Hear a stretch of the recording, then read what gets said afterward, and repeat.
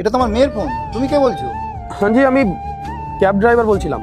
আসলে আপনার মেয়েকে আপনার বাড়িতেই ছাড়তে এসেছিলাম, কিন্তু ও নেশা করে একেবারে ধূত হয়ে আছে, কোনো মতে উঠছেই না। আমি এত চেষ্টা করছি কিন্তু উঠছে না। ও আচ্ছা আচ্ছা, তুমি কোথায় আছো এখন? এই আপনার বাড়ির আশেপাশেই, মানে পদ্মপুকুর ওই হাসানগড় ময়দান, ওর পাশেই দাঁড়িয়ে আছেন। ও আচ্ছা আচ্ছা, ঠিক আছে, 1-2 মিনিট দাঁড়াও, আমি এর মধ্যেই আসছি। আচ্ছা ঠিক আছে, আসুন। হ্যাঁ ভাই। শ্রুতি, শ্রুতি মারে, শ্রুতি মা।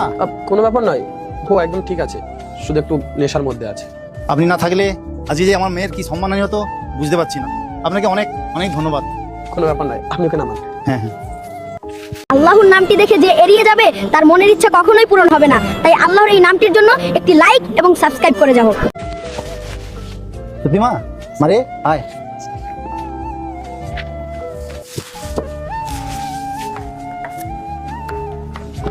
কোনো ব্যাপার নয়, বাচ্চা মানুষ তো ভুল হয়ে যায় এই বয়সে একটু আধটু। আজ আমার অনুভব হচ্ছে, কোনো পিতার সন্তান যখন এই পৃথিবী ছেড়ে চলে যায়, সেই পিতাকে যখন সন্তানের কাঁধ দিতে হয়, আজ আমার সেরকম অনুভব হচ্ছে। আপনাকে অনেক অনেক ধন্যবাদ।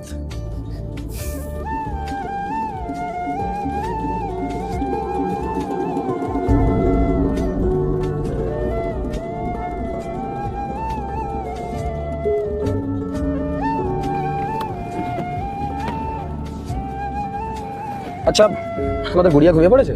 হ্যাঁ, ও ঘুমিয়ে পড়েছে। আচ্ছা, আমার মনে না একটা কোশ্চেন আসছে, বলবো? হ্যাঁ বলো। আমাদের গুড়িয়া যখন বড় হবে, ও কিভাবে নেশা করে বাড়িতে আসবে? দেখো, এখনকার যুগটাই এরকম। এবার আমাদের গুড়িয়া তো 15 বছর পরে বড় হবে। কপালে কি আছে কি করে বলা যায় বলো? আরে না না, এমন হতেই পারে না। আরে আজকের যুগেও তো ভালো বাচ্চা আছে না? তো আমাদের গুড়িয়া কখনো এমন করতেই পারে না। আর তাছাড়াও বাচ্চা না 2 প্রকার হয়। 1, যে মা বাবার নাম উজ্জ্বল করে, আর 2, যে মা বাবার নাম ডুবিয়ে দেয়।